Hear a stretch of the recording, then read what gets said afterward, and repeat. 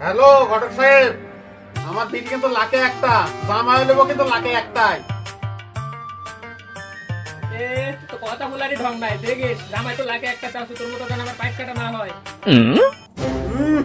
কথা বলতে কথা রসকার দেখছো না, ঘটকের সাথে আমি কথা বলেছি। কথা বলবো না, কথা না বললে যে আমার মতো আমার বেটিকে সাটা হাত করে লিয়া থাকে। না রে, তুই কিন্তু বেশি কথা বলিস, আর একবার কথা বলে কিন্তু মায়ের একবারে হাত পা ভেঙে হেলে দেবো। ওই বেটি তো তোর একলাই, আমি যে পেটের থেকে জন্মানো, আমার তো কোনো দাম নাই। বেটি যদি খালি আমার মতো অসুখী হয় তাহলে তোর ব্যবস্থা নিয়ে মনে যায়। আরে তো সহ্য করা গেল না রে, আর একটা কথা বললে বাটাম ঝরঝরে করে দেবো রে শালি। বিয়ে করে আমার জীবন তারা ছাড়া হয়ে গেছে রে মাকে। দে বাটাম দরদরা করে দে, দে বাটাম দরদরা করে দে। আমার বাপের বাড়ি থেকে যা যা লিয়েছি পাই টু পাই আমাকে হিসাব করে দে। শুনতে পাচ্ছেন? জি ভাই শুনতে পাচ্ছি, কোন কোন কোন। ভালো একটা পাত্র আছে, আমি সাথে করে নিয়ে যাচ্ছি। কোন মরো ফটোকপি আসতে বললো, যদি সওয়াল খারাপ হয় তাহলে কিন্তু তুই বুঝিয়ে দেবো। শোন, ঘটকের সামনে তুই উল্টা পাল্টা কথা বলিস, তাহলে তোর খবর আছে কিন্তু। ঘটক, আমাকে একটু ধরো, হাঁটতে পারছি না।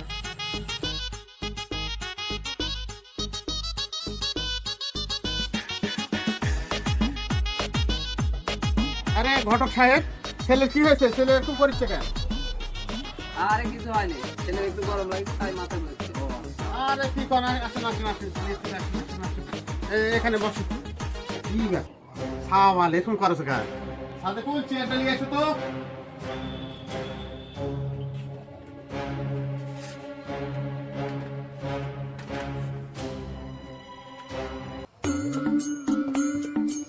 ঘটক সাহেব, সওয়ালের বিষয়ে আগে কোন, সওয়াল কেমন, ভালো না খারাপ? ভাবি, ছেলে 100% খাঁটি, ছেলের আছে 100 বিঘা মাটি, ছেলের আছে 10-10টা ভাটি। ছেলের আছে মারের ঘাটি, আমার বোনও খুশি, আমিও খুশি। ইরি আমার তো ঈদ লাগে গেল, আমার বোনও খুশি, আমিও খুশি। আব্বা আমি রাজি। শুনেন ভাবি, এই আম্মা, হাই। আম্মা যা শুনেন, আম্মা যা, আমি ছেলে 100% কীর্তন, রাতে খাই বোতল, ডোন্ট মাইন্ড। এর উপর আব্বাস, সওয়াল তো হেভি সুন্দর ইংলিশ কয়, সওয়াল মনে হয় শহরের থেকে পড়াশোনা করে আইছে। হয় রে অনুপার আম্মা, ছেলে হচ্ছে 1 নম্বর খাঁটি, ছেলের আছে 8-10টা ভাটি। তোর কি পছন্দ হয়েছে নাকি? হয়রের উপর আব্বা, আমি তো সেই খুশি। ছেলের বাপের আছে 100 বিঘা মাটি, আমার বিটিও খুশি, আমিও খুশি।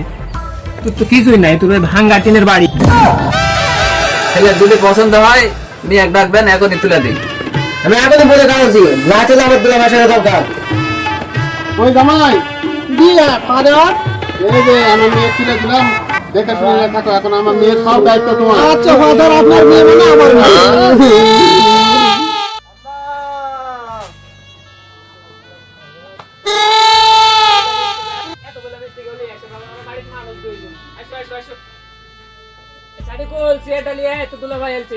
এতগুলা মিষ্টি কেউ লিয়ে আনে বাবা, বাড়িতে মানুষ দুইজন, খালি টাকা নষ্ট নয়, সংসার তো তুমি করে পারবেন না।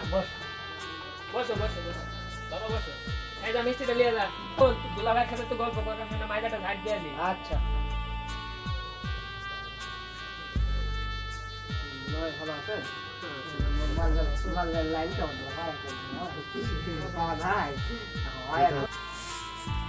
আরে বাস, জামাই তো সংসারী মানুষ নয়, এতগুলো মিষ্টি লেগেছে, 2 কেজি মিষ্টি হবে, ওইটা কিন্তু আমার বেটিকে নালটা শুনে মিষ্টি পাউডার কিনে দিলেও তো পারে।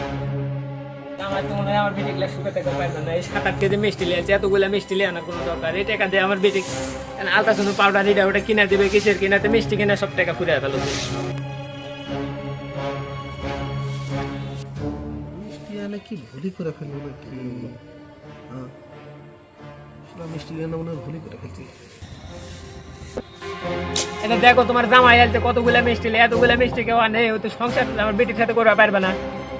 নতুন জামাই আমার মিষ্টি না বেশি দিয়ে আলছে, তো অত বক বক করছো কেন? লোক করে থাক। নতুন জামাই হলে হয় না, 1 লক্ষ টাকার মিষ্টি লে আলছে, অতগুলা মিষ্টি হলে আমার বেটির সংসার চলে গেল না নি কয়দিন। না রে মাগি, তো বেশি কথা বলে থাম না, থাম। নতুন জামাই আলছে মাগি, থাম। ঠিক বলেছেন আব্বা, আসলে মাগি বেশি কথা বলে। তুই তোর মিটিয়ে থাক, আমার মিটিয়ে চলে গেল। দেখো দিনে তোমার জামাইয়ের একটা স্বভাব, জামাই বলে ভালো খুবই, দেখলেন কি আচরণ করলো, কেমন কেমন করে কথা বলে গেল শাশুড়ির সাথে। আরে আত্মসহ্য করা গেল না রে, আমি তো বকর বকর জন্য আমার জমাই গেছে না।